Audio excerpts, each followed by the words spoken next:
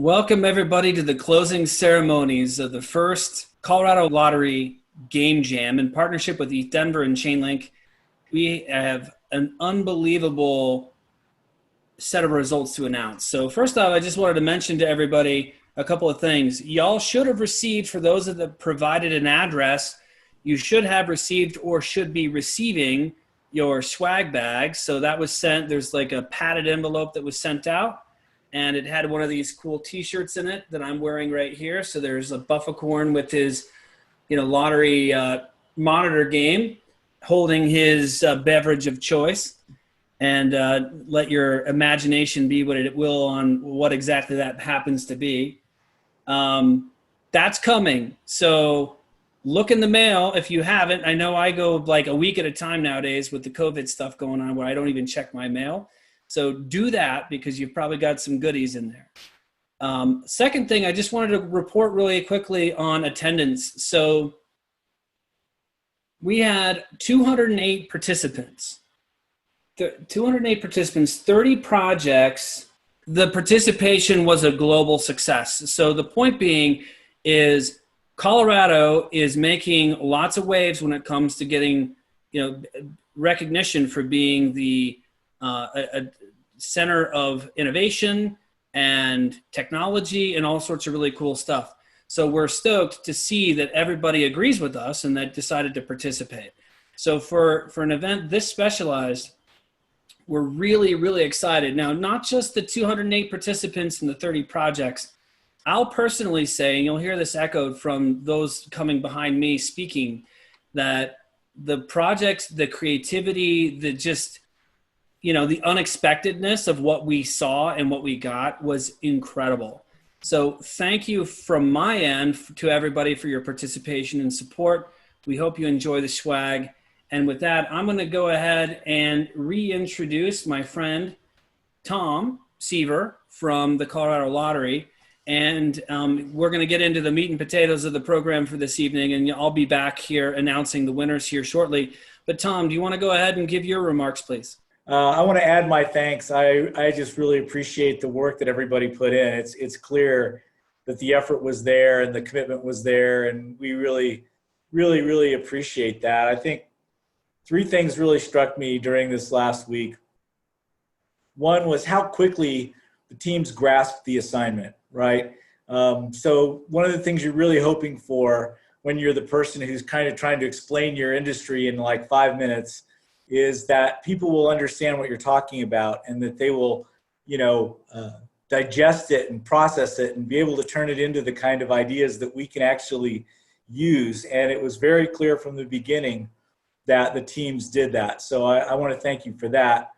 I also want to thank you for the quality of questions and discussions that we had during the office hours. I think Patrick and Justin and Tyson and I that spent a lot of time talking to the jammers from all over the place. And I was really thrilled that they had such good questions and that they had such good discussion points to bring to us. I was a little bit worried it was going to be kind of a cricket festival, sitting there for an hour every night, hoping people would come up with good questions, but they really did. And you really did. I really appreciate that. And of course, lastly, it wouldn't be appropriate to have this kind of conversation without mentioning the creativity. I think, you expect creativity. That was the part of it that I really expected to see. And so my standards and the bar was set pretty high for what I expected to see on the creativity side, not just the artwork, but the ability to understand what kind of a game people might like to play. So just a fantastic job on that. I really appreciate everybody's hard work. And it made it hard for us as judges to come down on a top three today. So that's a testimony to how well you got it, to how well you followed through on it, and to how well you articulated it through the creative process. So, from the lottery's perspective, I couldn't be happier. And I think my job now is to toss it back to Lou Cordova, my ex-boss. I still gonna treat you like my boss, even though you're not my boss anymore. So just well, in my new role, Tom, I don't know. Drop off. So when I first met everyone here, I was head of the Department of Revenue, but I am now stepping away from that. Friday was my last day to work with the governor directly to reimagine all of state government using technology to see what we can do. So I am now his advisor on efficiencies and digital transformation for the state of Colorado. So what you're seeing here with the lottery hackathon is only the tip of the 14er. And there is so much more that we are going to do in terms of bringing this, as John says, the crowdsourced creativity to look at, not just having fun, but solving problems. There are so many efficiencies that we could gain from the state, but frankly, we're not creative enough in our little cubicles or in our little offices at home. And so we really need the help of everyone, like you did here, coming out to look at all these new games. It was really hard. There were so many that were fun to look at. And I just want to thank everyone for doing this, for Colorado, for our schools, for our outdoors. I'm just so thrilled with the results and so pleased that you were able to really come in strong. So it was fun. Thanks, everyone. So would you like to introduce our friend Betsy? Sure.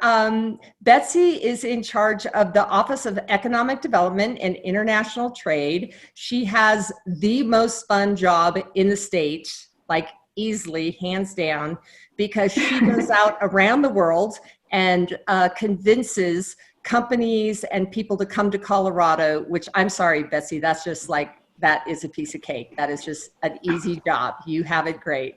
And also just really promoting Colorado companies, nurturing small companies. Betsy and I do a lot together because she is super creative in everything that she does.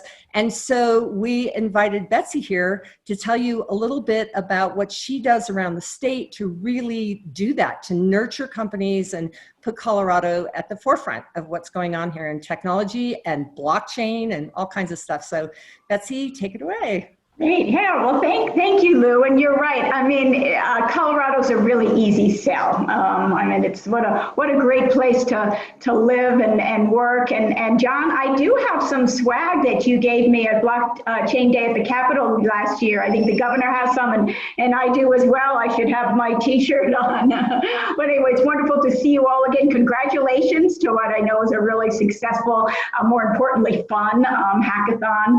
And I was looking at some of the chart that you had sent me about the participants, so many from Colorado, but really from all over the world, which is great to see. And there are actually a lot of the companies where you have participants are ones that actually we are targeting for increased investment to the U.S. and jobs as well.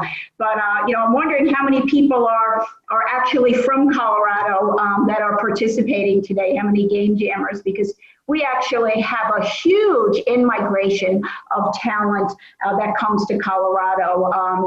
Three biggest places, we get a lot of graduates from Texas, California, New York, and Chicago. Because, I mean, if you've spent winters in Chicago or New York, where would you rather be? So we actually have in Colorado, we've got the second most educated workforce in the country after Massachusetts. And more importantly, we have more graduates with stem cell degrees than any for a state our size, any other state in the country. So a really great, innovative place to start, to grow your business, to be a developer. We also are able to, one of the things that we really tout too are some of these emerging industries like blockchain, like tech, like the biosciences too, and have grants available for companies who really need that early stage capital or need some proof of concept money. So If any of you are in that situation where you're really looking to expand your business or start a new business, make sure you check out choosecolorado.com. That's our website, and find out about our advanced industry program, because we're really focused on those high-tech jobs, jobs of the future, and making sure we're not only attracting that talent, but growing those jobs in those companies here in Colorado. We just finished participating in the West Slope Pitch Week, and that was a collaboration with the Greater Colorado Venture Fund, Startup Colorado, and our office, a couple of other community foundations, and it was all entrepreneurs on the West Slope of Colorado. The winner, I think, received $250,000. So that was a first of its event kind. We're hoping to do that every year as well. But as Lou mentioned, I do get to travel. I haven't in a while with COVID, but one of my first trip was to South Korea.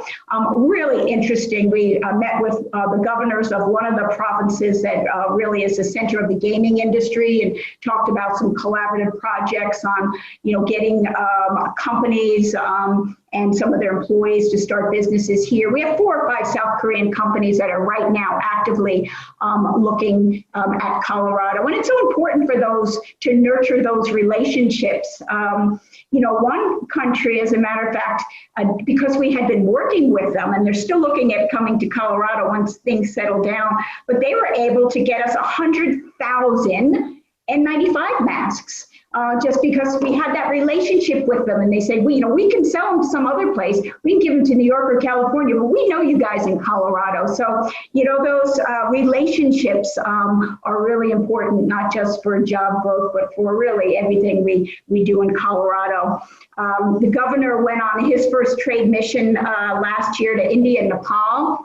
We have a lot of interest in companies from India settling in Colorado. The lieutenant governor went to Australia and New Zealand. There's a huge ecosystem of Australian companies, particularly in the Denver area.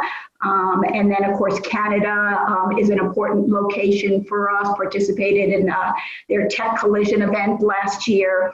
And then, of course, UK, Netherlands, other European countries, particularly for their strengths in fintech. So a lot going on internationally. We welcome those developers, programmers, entrepreneurs, not only from around the country, but from around the world to come and make Colorado their home, because we know it's a great place to live. So thank you so much for having me. I know you are moving on with the winners, so I wish everyone the best of luck, and really thanks again for allowing me to listen in and take part in the closing ceremony. Well, thank you, Betsy. Thank you for being here. And I'm just going to echo a couple of things here. First off, on the advanced industries, I don't know that a lot of people know this, but a blockchain company actually was awarded an advanced industry grant, Radar Technologies, so formerly Radar Relay.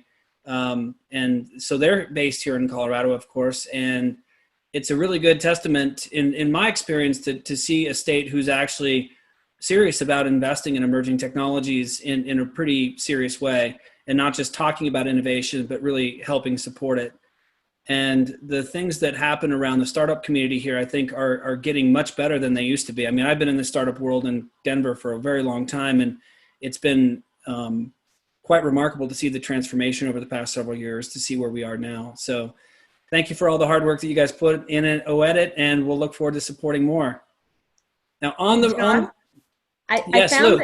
found the chart. Can I share the chart for just a second so people can see all the countries? Sure, and it's 19 countries to be precise. There we go. I'm going to share it for just a minute. So you can see we've got everything from Australia and Bangladesh to Kenya and Singapore and all the way down. So it's been really fun. Thanks. So yeah, it has been a lot of fun, and it's been really interesting to see, just where we've kind of sparked interest and where we've got friends around the globe. And this is one of the beautiful things about the virtualness of sort of today's current epoch of things, is it sort of drives an opportunity to really connect with people on a different basis than just proximity, right? It's really about sharing ideas and nurturing creativity, which has been a great testament to this particular event. Now, on the front of getting people to Colorado, okay, we talked about that, and I did float this in the opening ceremony. So our friends at Frontier Airlines also want to support coming to Colorado. So we did really lobby hard for just one-way tickets, but what we've got is we've got vouchers that basically are going to be good for whatever kind of credits you want. But with Frontier, these essentially are going to be round-trip tickets. And just to give you some context here of how this is going to work. So we have, for the GameJam overall winners, first, second, and third place teams, we're going to give two $250 vouchers for travel. That's $500. And for the GameJam runners up, they will also get 2 per team. That's fourth, fifth, and sixth place winners. For the Web3 winners, that's all first, second, and third, there will also be 2 $250 vouchers per team. And for the online contest, which will be randomly distributed if you did the hashtagging and the social media engagement, 2 of those will be randomly distributed. So thank you to our friends at Frontier Airlines. That's 20 $250 vouchers. That's $5,000 in travel to Denver. Now, you can always give away the other half if you decide not to leave, right? So there's a lot of people that actually have done that. I know quite a few people who have come on visits and sort of like sent a car home or a truck, and they went and got stuff and then came back and they just never left. So in any case, tongue in cheek a little bit, but of course, sort of funny, like joking, not joking. So anyway, whatever you want to make of that. All right. Let's see here, making sure I don't miss anything in my notes. So with that, I am going to go ahead and announce the runners up for the the main competition. And before I do, I just want to say a couple quick things. We had a call this afternoon with all the judging crews and with the organizational staff, and it was a hoot going through all of this. And the creativity that's been mentioned was just like astounding. So the fact that we didn't have more prize money and more, we're just going to, we're already thinking down to the next iteration.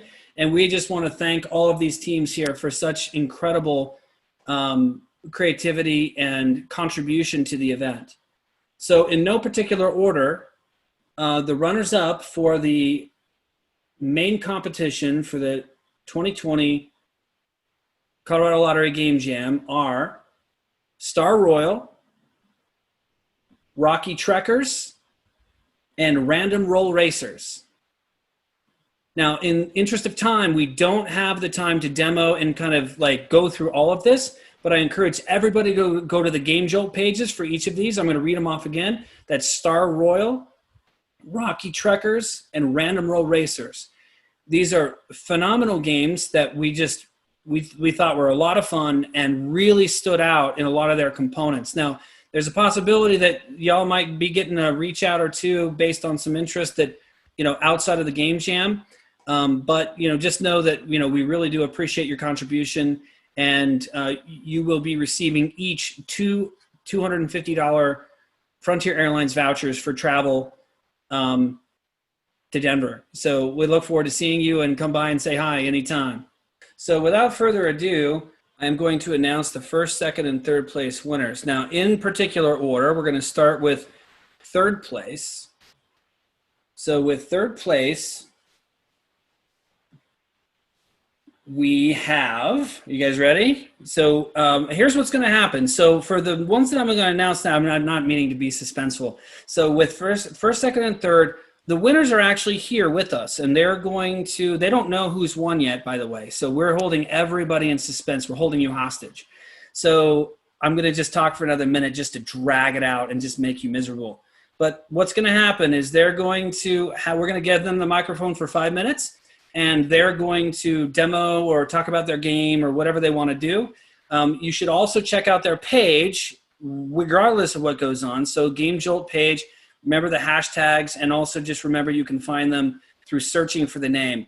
So here we go. In particular order. Third place, And we'll go ahead and give the microphone off to, let me just make sure I want to make sure I get the name correct. Okay. All right. Third place, winner of $2,500 is Rolio, Kyle Signs. So Kyle, if you want to turn on your video, congratulations, my friend.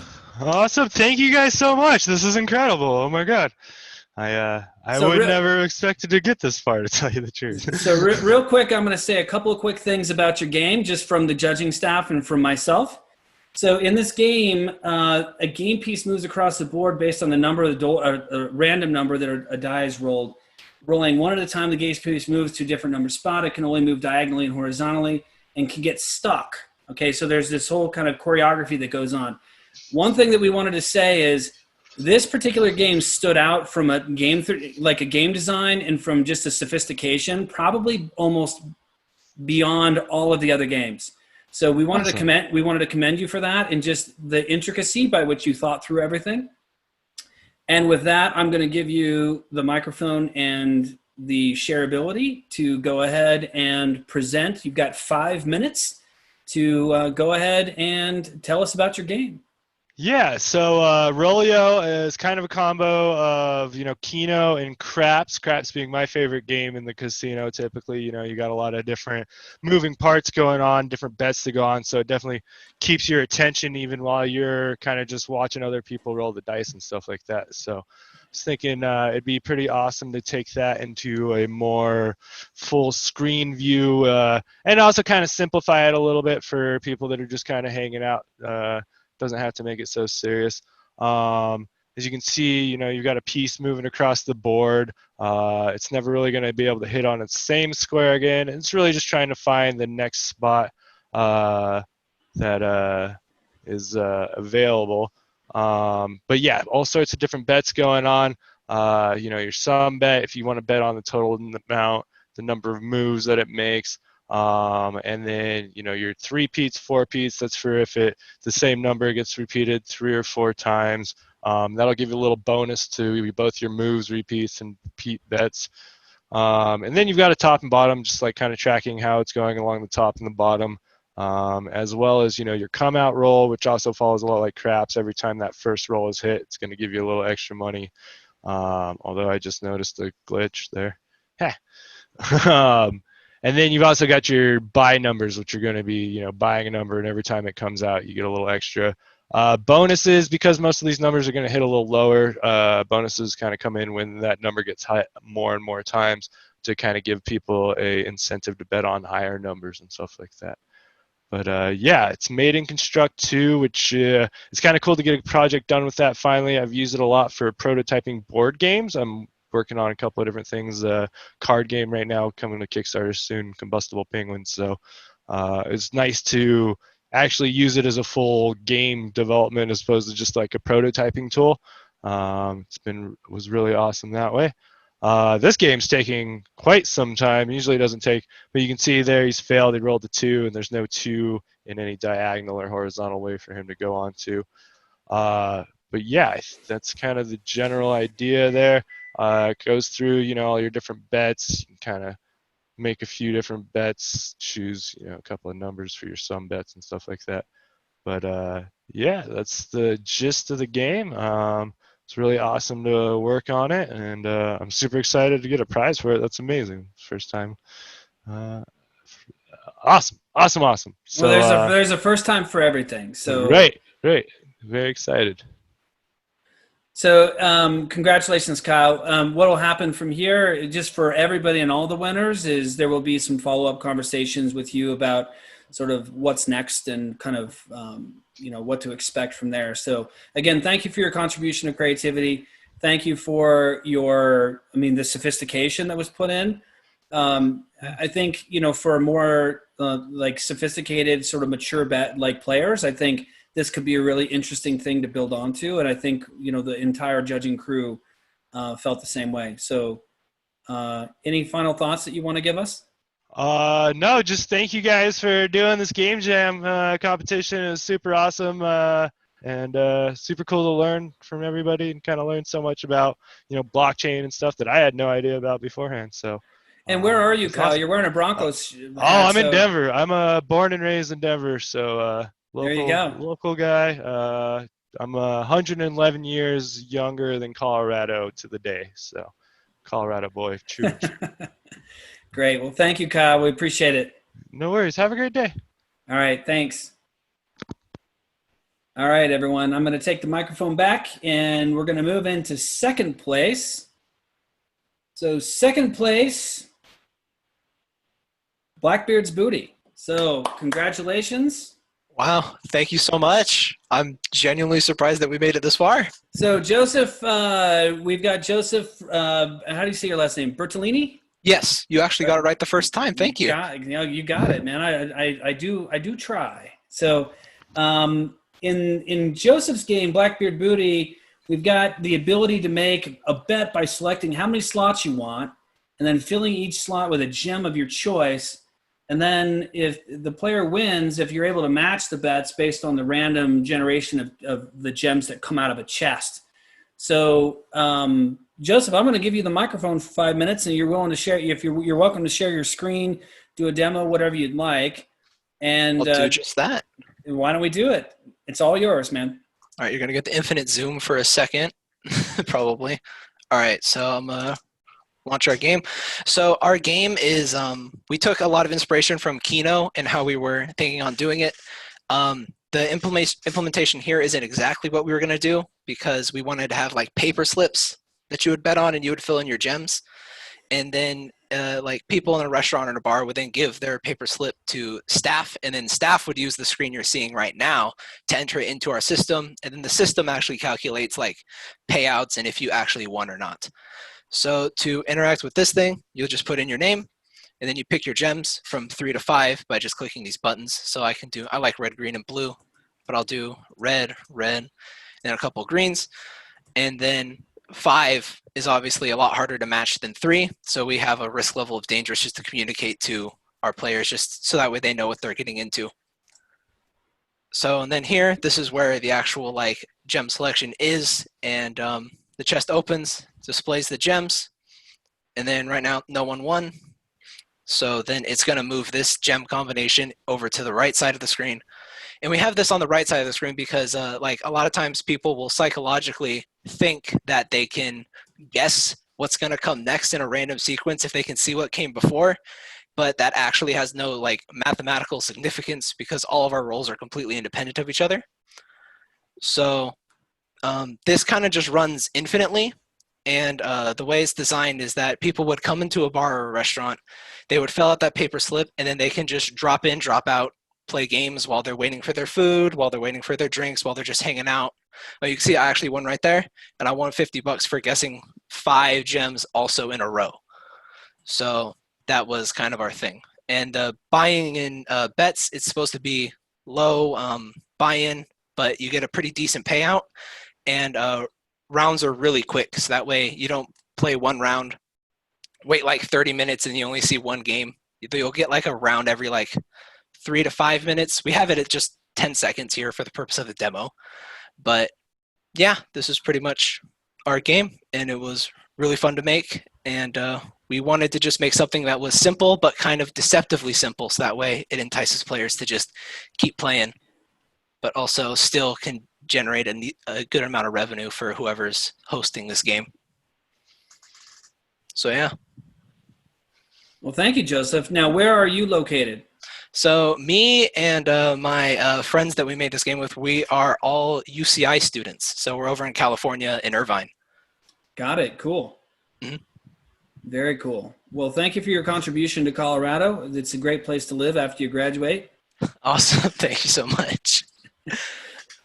Shameless plugs all over the place. So, Josef, again, thank you for your for everything, and you are the winner of $5,000. Yeah, And I'm still in like kind of shock from it.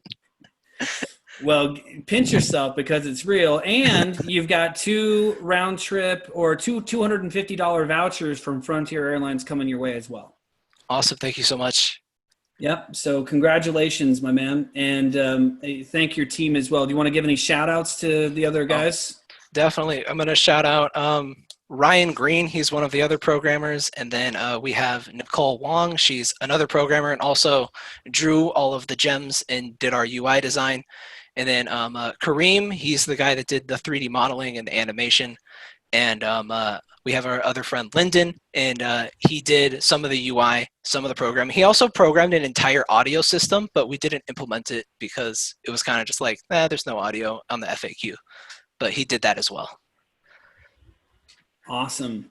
Well, thank you again, and thanks to the team. I mean, it sounds like you had quite the composition of intelligence there to make this happen. So well done. Very good Awesome. job. Thank you so much. Yeah, you got it. All right, with that, I'm going to grab the mic back, and we're going to move on to first place. Everybody ready? So this reminds me of a time. I'm just kidding. I'm not going to do that.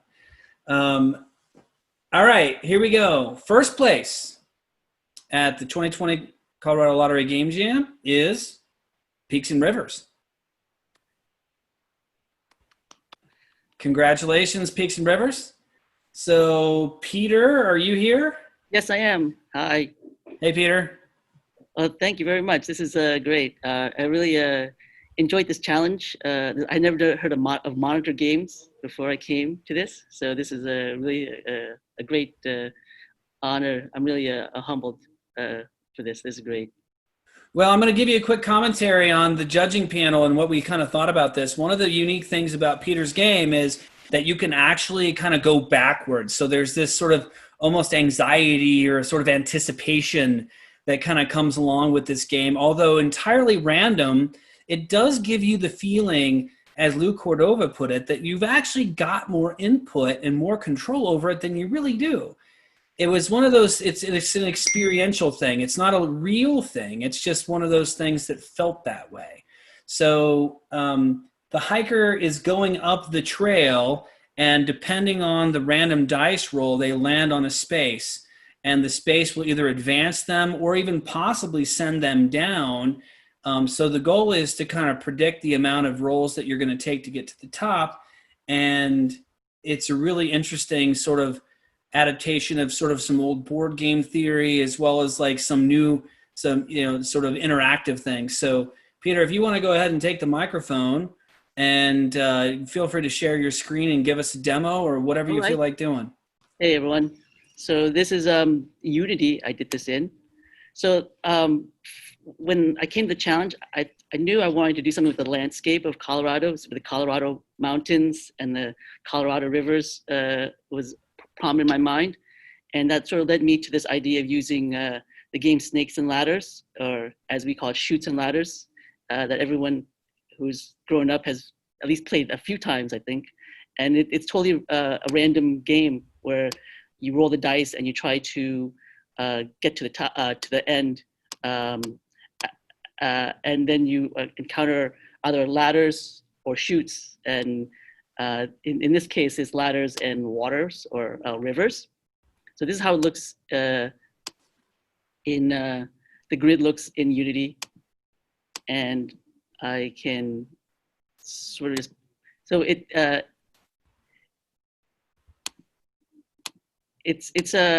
I decided to put this into an isometric view. So I'm going to put that in isometric view. So from an angle, you can actually see the whole board, all the numbers, and then you can actually see the ascent of the climber. And I'm going to play it and see if this works.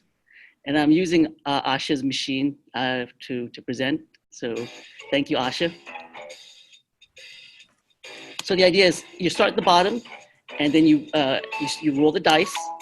And as the dice rolls, you move, each dice move. And then if you hit a spot with the water, it'll bring you down. And then just like Chutes and Ladders, you can, luck will either shoot you up or bring you down. And it's sort of how the game works in Chutes and Ladders, or Snakes and Ladders, where it's about virtue and vice, where if you do a good deed, you advance higher, and if you do you sin, you go back in life. So that's so there's still philosophical components of the game also. So he's almost there. Let's see, can he make it? Yes, and as you reach the top, you get your treasure, and then you can reset. And the music is done by my friend Gina, and she provides a great music loop, and the logo is provided from my friend Julie Chase. She did that the last minute, and she did a great job too. So with that, I'd like to thank everyone again for selecting this game. It came together very, very nicely, and I'm really happy the way it came out, and hopefully this becomes a real thing. Thank you. And Peter, where are you from? Oh, I'm from New Jersey. New Jersey. So we got the coasts and Colorado represented. By the way, we did not take into consideration anybody's location or give any favoritism to Colorado. So this was completely merit-based, based on the submissions. So very good job. So you'll be able to take care of your friends there with the $10,000 first prize that you just won. Shh, don't tell them. I didn't tell them they were getting money. Shh. Well, I just told them. Oh no. $10,000 plus two $250 Frontier Airlines vouchers. So congratulations, Peter. You did a great job. I think a lot of us really appreciated the effort that you put into it, also to kind of make it Colorado feeling. There was recently a treasure chest that was located in the mountains of Colorado that had been hidden for a very, very long time. There was actually some national news stories on that. So like this kind of reminded me of that a little bit. That's great. And it really did have a little bit of even nostalgia to it. As you mentioned, I think a lot of us have played Chutes and Ladders, and it was kind of an interesting adaptation of that. So thank you very much for the contribution. Thank you very much too. And I'm going to stop sharing right now.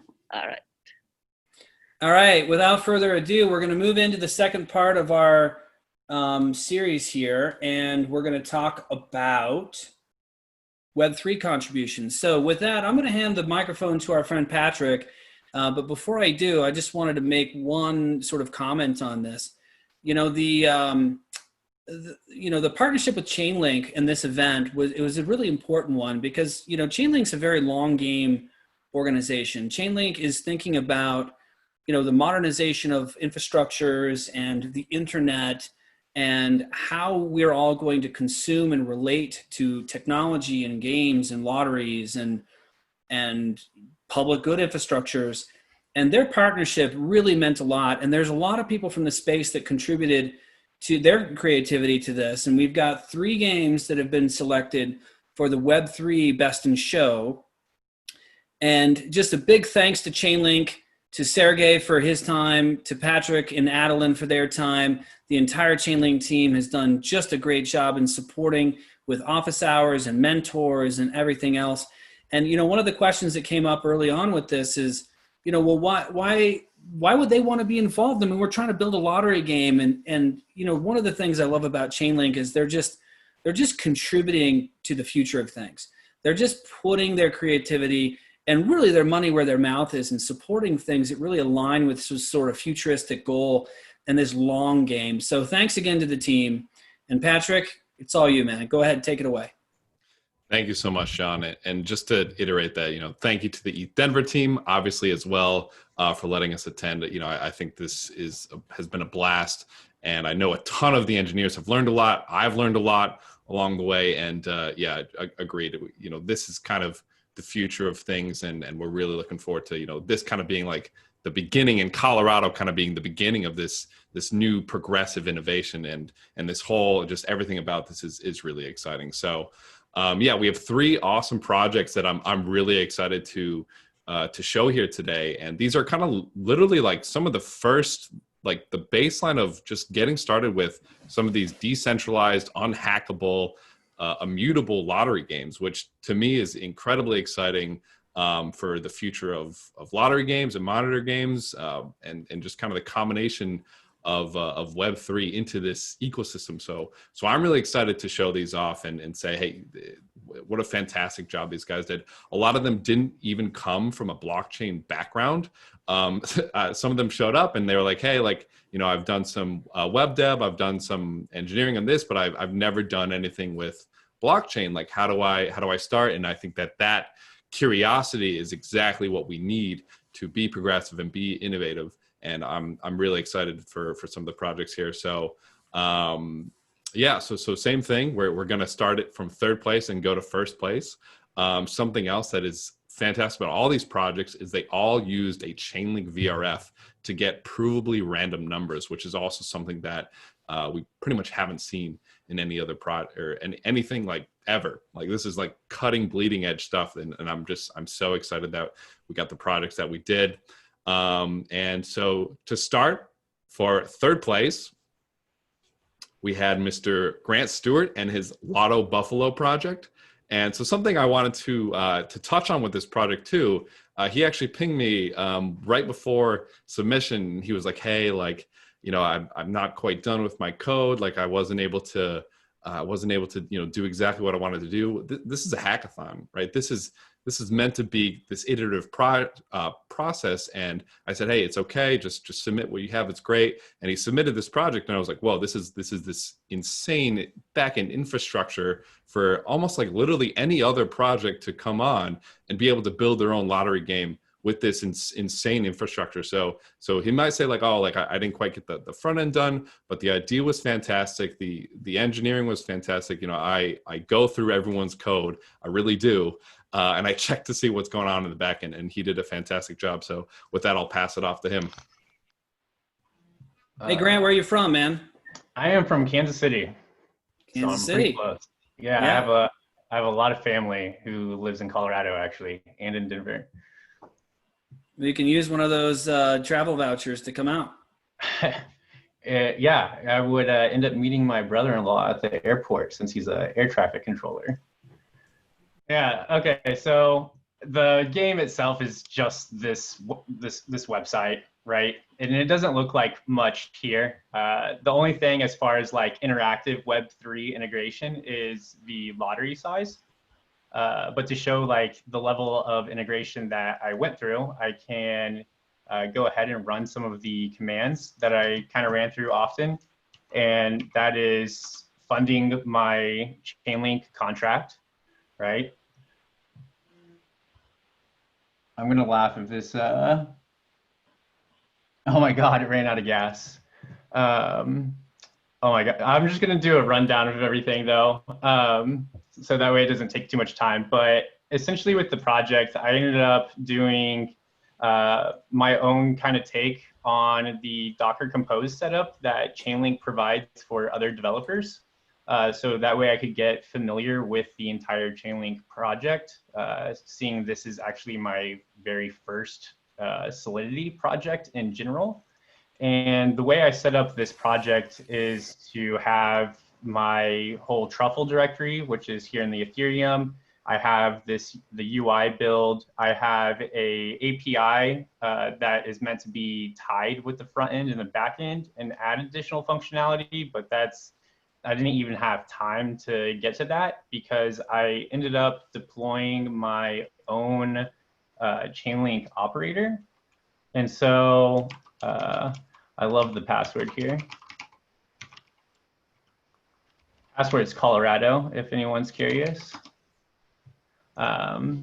And unfortunately, and the way I have this entire project set up, and if you ever go to the repo and want to start it up, it will automatically initialize an operator with the exact job that you want and do everything that you want with verifiable random functions and do it with a complete local setup. And at some point in time, I'll probably take this and extend it so it ends up going further. And definitely sorry about the that I'm not able to run the, fund the contract, and this lottery size ends up updating. And at the end of it, it was supposed to be an isometric Buffalo runner where there's a bunch of Buffalo, that kind of take the lottery machine state to it, where you see like a nice animation and you enjoy the outcome. But with that, I'll definitely leave it off, and any developer is more than welcome to ask any questions as far as project structure and everything else that was involved into this. I also did make my first Chainlink PR just to get the truffle box for Chainlink going. Yeah, which was really impressive. And then I went through your smart contract, and something that's really important for these hackathons is making sure you make a game that first and foremost, is this is like a lottery game. And I went through your lottery contract and I went through the functions, and like all the logic for running this lottery game were fantastic and way better than what I kind of initially imagined. Just wasn't able to quite hook up the front end, but yeah, the fact that this framework was so fantastic, and literally anybody can kind of check it out, build a lottery game on top of it. I would love to see what you could accomplish with another week. So thank you very much for this grant, and congratulations on your $1,000 prize for third place. Thank you. All right, so moving on to second place. Once again, we had a number of fantastic projects, and second place is actually here as well. Hopefully I pronounce your name right. This is Santosh with his Buffy's Wheel of Fortune. Hello everyone. It's Santosh. I'm from India, and let me introduce to you Buffy's Wheel of Fortune. Yeah, but just to talk about his project a little bit here. So he also put in a Chainlink VRF, and hopefully he kind of talks about that a little bit to build this Wheel of Fortune type game. I wanted to have a conversation with him and be like, hey, maybe we change the name, because I'm sure there's like a little bit of a branding issue there, but probably. But since it's a hackathon and he's just starting out, I think it's fine. But yeah, he also put the Pegabufficorn in there, which I thought was a great little touch. Naturally. Naturally, right. If it's Buffy's, you got to put the Pegabufficorn in there. All right. Well, he should be back any minute. Yeah. So, Patrick, in kind of looking at some of these, it seems like, what I, even just with Grant's presentation just a minute ago, it seems like there's been some pretty big steps forward on the infrastructure side of things. And then it seems like once you get the contracts and some of this sort of under the hood stuff done, putting a front end on all sorts of games is going to be pretty easy.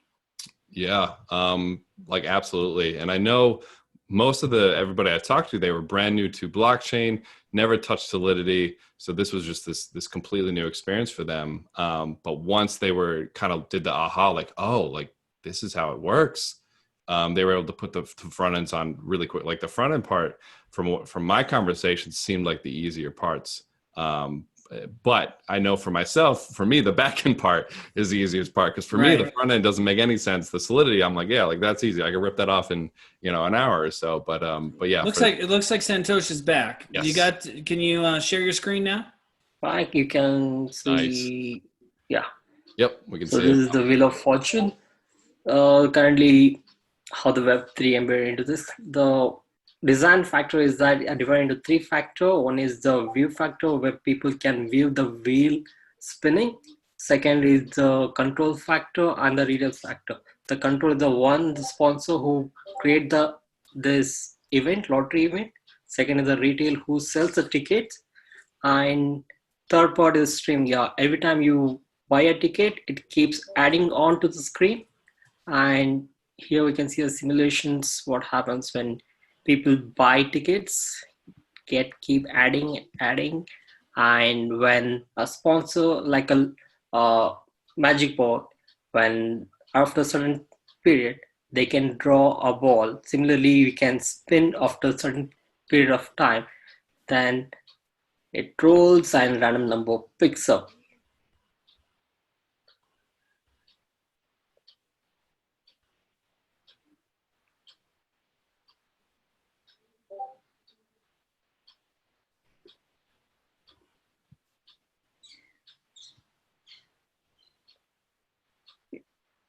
So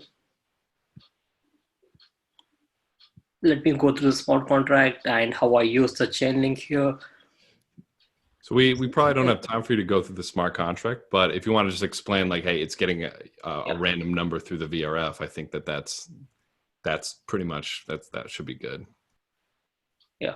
So using the VRF smart contract, and whenever I click a random number, it generates a random number, and based on number of tickets sold, and taking a mode of who is the lucky winner, you get a lucky winner. That's about it. Hope you like it. Yeah. Awesome.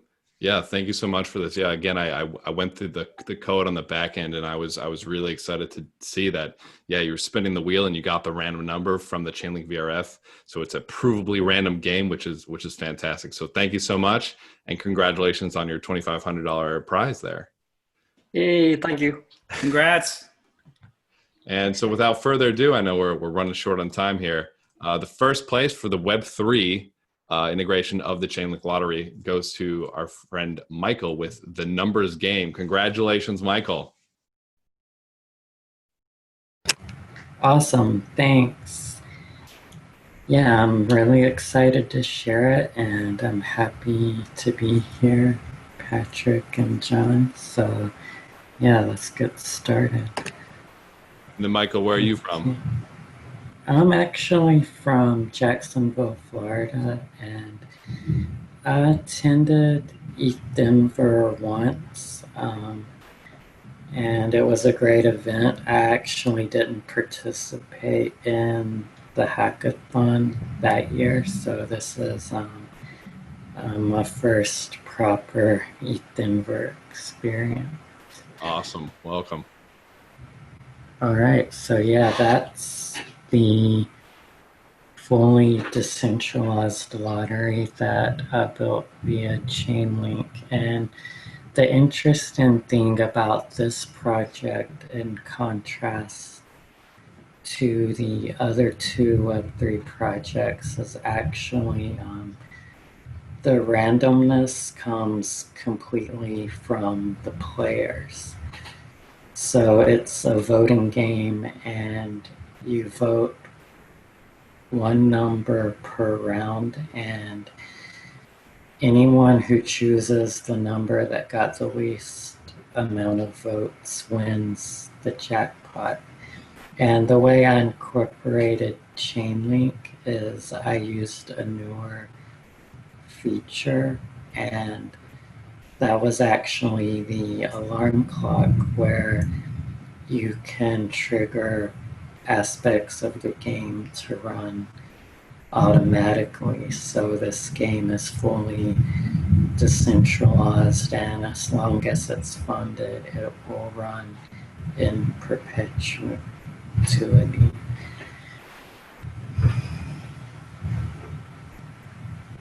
Yeah, so that was actually my favorite part of this project, is that it requires no maintenance. So you start it, and as long as it's funded, as long as the contract is funded with a little bit of ETH, it can go forever, and that's it. So to me, that was this insanely cool project. The fact that you can literally hit go, and it goes. So I thought that was really cool. So congratulations to Michael on winning the Web3 part of the hackathon here, and the $5,000 prize. So congratulations. All right, thanks. It was definitely awesome, and it was also my first time using Chainlink, so I'm very pleased with the API and hope to push it further and learn what else it can do.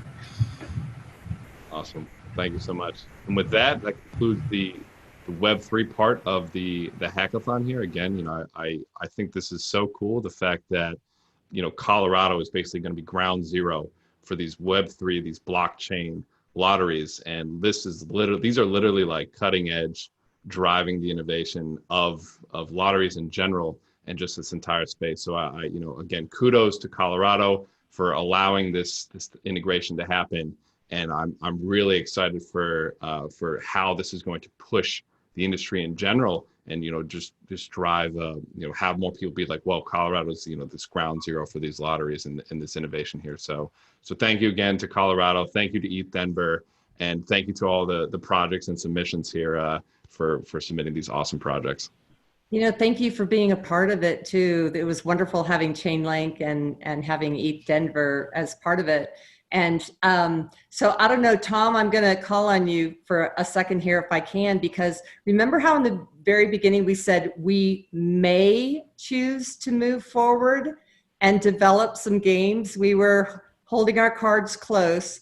Tom, how many of the top 3 do you think we'll move forward on and start testing?